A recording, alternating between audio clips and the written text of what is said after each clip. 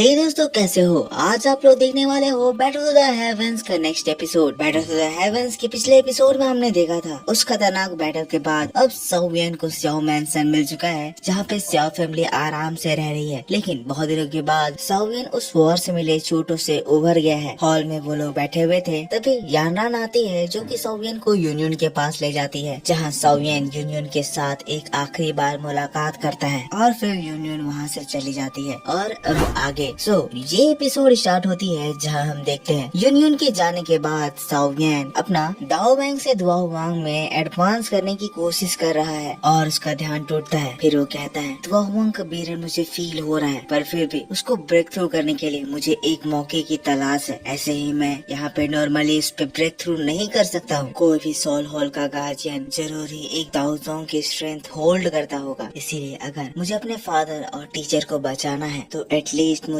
दुआओ वांग के पीक तक या तो दाओ जोंग में पहुंचना होगा। अगर इसके पहले मैं उन लोगों से फाइट करने के लिए जाऊं तो ये बात ऐसी हो जाएगी कि मैं ही खुद मछली बनकर उन लोगों के जाल में फंस जाऊं। सुनर ने भी जाने से पहले मुझसे कहा था अगर मुझे सुनर को ढूंढना है तो एटलीस्ट मुझे दाओ जोंग लेवल तक पहुंचना होगा। इसीलिए मुझे लगता है सुनर के क्लैन का स्ट्रेंथ भी हॉल ऑफ सोल से कम नहीं होगा, या ये भी हो सकता है सुनर का क्लैन हॉल ऑफ सोल से भी ज्यादा ताकतवर है। और फिर सावियन सुनर को याद करने लगता है वो आखिरी पल जो उन लोगों ने साथ बिताया था, जब वो बहुत ही ज्यादा इमोशनल हो गई थी, जो कि उसको कह रही थी कि सावियन को सुनर के पास आने से पहले इस कॉन्टिनेंट के टॉप में स्टैंड करना होगा। सबसे पहले सावियन को स्याओ फैमिली को दोबारा से खड़ा करना होगा और एक बार फिर से स्याओ क्लैन का नाम बहुत ही ज्यादा ऊपर करना होगा। सावियन खुद में कह रहा है सुनर, इतने दिनों तक मैंने बहुत ही ज्यादा हार्ड वर्क किया, इतनी ज्यादा मेहनत की कि ऑर्डिनरी पीपल ऐसा करने का सोच भी नहीं सकते हैं। सुनर, मैं अब धीरे धीरे करके अपना फैमिली और मेरा ऑनर रिगेन कर रहा हूँ। शुरू में तो सब कुछ बहुत ही ज्यादा हार्ड होता है, पर धीरे धीरे करके मैं अपने आप को और भी ज्यादा स्ट्रॉन्ग बना रहा हूँ और अपने सामने आने वाले सभी ऑब्स्टिकल्स को पीछे छोड़ता जा रहा हूँ। जिसके बाद खड़ा हो जाता है, हवा में उड़ जाता है और फिर कहता है जब तक मैं सब कुछ हासिल नहीं कर लूंगा मैं रुकूंगा नहीं। फादर, टीचर, सुनर, मेरा वेट करना, मैं आ रहा हूँ। मैं आप लोगों को कभी भी डाउन होने नहीं दूंगा। सावियन वहाँ से कैपिटल की ओर निकल जाता है, स्याओ फैमिली में लैंड करता है, पर सावियन अभी मास्क लगाए हुए है और इसके इसी वजह से लैंड करते ही सावियन के ऊपर स्याओ फैमिली के सोल्जर्स का हमला हो जाता है। हमला बहुत ही ज्यादा तेज होता है, उन लोगों को सावियन उड़ा देता है, लेकिन खतरनाक लगातार अटैक्स होने लगते हैं। सावियन उन सभी लोगों को पीट देता है, फिर कहता है हाँ, मैं खुश हुआ कि स्याओ फैमिली का डिफेंस इतना ज्यादा स्ट्रॉन्ग है। आप सभी लोगों का इतना ज्यादा हार्ड वर्क करने के लिए बहुत बहुत थैंक्स। जिसके बाद सावियन अपना मास्क उठाता है और फिर कहता है पैनिक मत होइए, ये मैं हूँ। सभी सोल्जर्स सावियन को देखकर फिर चैन की सांस लेते हैं एंड देन वापस से वो लोग शैडो में छुप जाते हैं। सावियन भी नीचे आ जाता है, अपने भाइयों को देखता है जो कि उसी की ओर आ रहे हैं। स्याओ ली से कहता है सेकंड ब्रदर, आपने सच में इन सोल्जर्स को बहुत ही ज्यादा बढ़िया से ट्रेन करा है। इन लोगों से मेरी बैटल एक्स्ट्रा ऑर्डिनरी रही। इससे मैं समझ गया हूँ कि कोई भी ऑर्डिनरी एक्सपर्ट अगर यहाँ घुसने की कोशिश करेगा तो वो इतनी आसानी से हमारे स्याओ मैंसन में घुस नहीं पाएगा। जिसके बाद फिर स्याओ ली कहता है थर्ड ब्रदर, तुम आखिर कहाँ थे? इतने दिनों बाद आ रहे हो। अगर तुम और कुछ दिन लेट करते तो मैं मिस्टर हाइबादोंग को तुम्हें यूनलैंड सेक्ट के माउंटेन में ढूंढने के लिए भेज देता। तो फिर सावियन हंसता है, कहता है ब्रदर मुझे माफ करना, मुझे थोड़ी लेट हो गई क्योंकि मैं कुछ कर रहा था। और फिर उसको एक सीसी देता है। स्याओ ली देखकर हैरान हो जाता है, कहता है आखिर ये क्या है? सावियन बताता है ये ग्रीन नेदर लॉन्गेटिविटी पिल है ब्रदर, अगर आप इसको खाओगे तो ये टेम्पररी आपके लाइफ डिवोरिंग पिल का असर को कम कर देगा। वैसे ये एक टेम्पररी दवाई है, लेकिन अभी के लिए ये हमारे लिए बहुत ही ज्यादा काम की है। ये आपके लाइफ डिवोरिंग पिल के असर को कम करेगा और आपके लाइफ स्पैन को 2 साल से ज्यादा बढ़ा देगा। एटलीस्ट ये आपके लाइफ स्पैन को 10 साल तो कर ही देगा। जिसके बाद आप भी दुआओ वांग लेवल पे पहुंच जाएंगे। जिसके बाद मैं कोई और नया उपाय लगाऊंगा, कोई नया पिल जो कि लाइफ डिवोरिंग पिल के असर को कम्प्लीटली खत्म कर दे। ये बात सुनकर स्याओ ली बहुत ही ज्यादा खुश हो जाता है, कहता है ब्रदर तुम चिंता मत करो, मैं बहुत ही ज्यादा ट्रेन करूंगा और फिर तुम्हारे और बड़े भाई की एक्सपेक्टेशन भी खरा उतरूंगा। जिसके बाद फिर सावियन स्याओ डिंग से कहता है बड़े भाई, कल आप प्रेसिडेंट फामा और सेवरल फैमिलीज के हेड्स को स्याओ मैंसन में बुलाइएगा। हम लोगों ने जो पिछली बार बात करी थी उसको एग्जीक्यूट करने का समय आ गया। सावियन की बात को सुनकर स्याओ डिंग खुश हो जाता है, कहता है तो छोटे तुम रिकवर हो चुके हो। स्याओ ली बहुत ही ज्यादा खुश है। सावियन कहता है अब कल देखते हैं कल आखिर क्या होगा। जिसके बाद दोस्तों यहाँ से सीन शिफ्ट हो जाता है। नेक्स्ट सीन में हम लोगों को स्याओ मैंसन का सुबह का सीन दिखाया जाता है। यहाँ स्याओ मैंसन में बहुत ही ज्यादा तगड़ी सिक्योरिटी आई हुई है, लेकिन हम लोग हॉल के अंदर देखते हैं जहाँ पे सभी फैमिलीज के हेड्स लोग बैठे हुए हैं। यहाँ पे वो रॉयल फैमिली का जिया सिंह टियान भी आया हुआ है। सौवियन आता है, कहता है मैंने नहीं सोचा था कि एल्डर जिया भी यहाँ पे आज आएंगे। मैं आप सभी लोगों को देख के आज बहुत ही ज्यादा खुश हूँ। तो फिर एल्डर जिया कहता है आखिर कैसे ऐसा हो सकता है कि रॉयल फैमिली इतने बड़े इवेंट को मिस कर दे। मैं भी देखना चाहता था। लिटिल फ्रेंड सौवियन आखिर क्या कहना चाहते हैं। सौवियन मुस्कुराता है, फिर इसके बाद सीरियस हो जाता है। फिर कहता है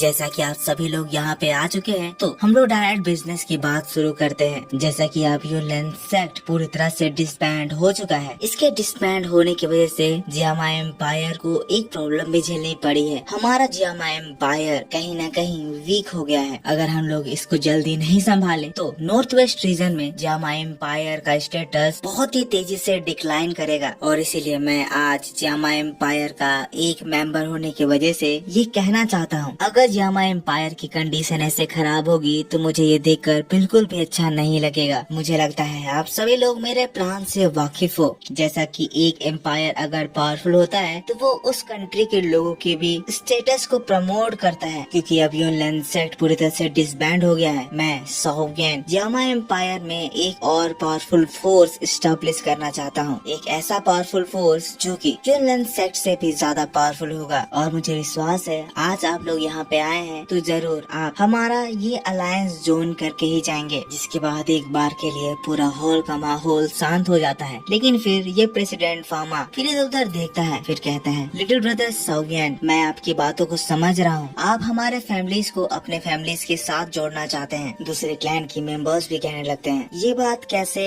यूनलैंड सेक्ट से अलग है। ये बात तो मुझे पूरी तरह से यूनलैंड सेक्ट जैसी ही लग रही है। क्या अब सौवियन भी जियामा एम्पायर को उसी के तरह डोमिनेट करना चाहता है। इस बात के बाद माहौल थोड़ा सा टेंस्ड हो जाता है। जिसके बाद फिर शाओडिंग आगे आ जाता है, कहता है नहीं नहीं आप लोग थर्ड ब्रदर की बात को गलत समझ रहे हैं। सौवियन ने यहाँ आप लोगों को हम लोगों को ज्वाइन करने के लिए बुलाया है। हम लोग इसीलिए आप सभी लोगों से ज्वाइन होना चाहते हैं ताकि इस अलायंस से जियामा एम्पायर की पावर बढ़े। हमारा ये अलायंस होगा, ये सभी मेंबर्स को प्रोटेक्ट करेगा। हम सभी को पता है हम लोगों का इस एम्पायर में बहुत ज्यादा प्रेस्टीज है। पर भाई अगर हम नॉर्थ वेस्ट की बात करें तो इंडिविजुअल क्लैन का प्रेस्टीज एम्पायर लेवल में वैल्यू नहीं रखता है। अगर हम लोग ऐसे ही अलग अलग रहे तो फ्यूचर में हम सभी लोगों की ग्लोरी धीरे धीरे करके खत्म हो जाएगी। अगर आप सभी लोग थर्ड ब्रदर के प्रपोजल को एक्सेप्ट करते हैं तो ये सभी क्लैंस को बहुत ही तरह से बेनिफिट करेगा। जैसे ही ये अलायंस बनेगा टॉप 3 फैमिलीज और भी ज्यादा स्ट्रॉन्ग हो जाएंगे। ये अलायंस हर फैमिली के मेंबर को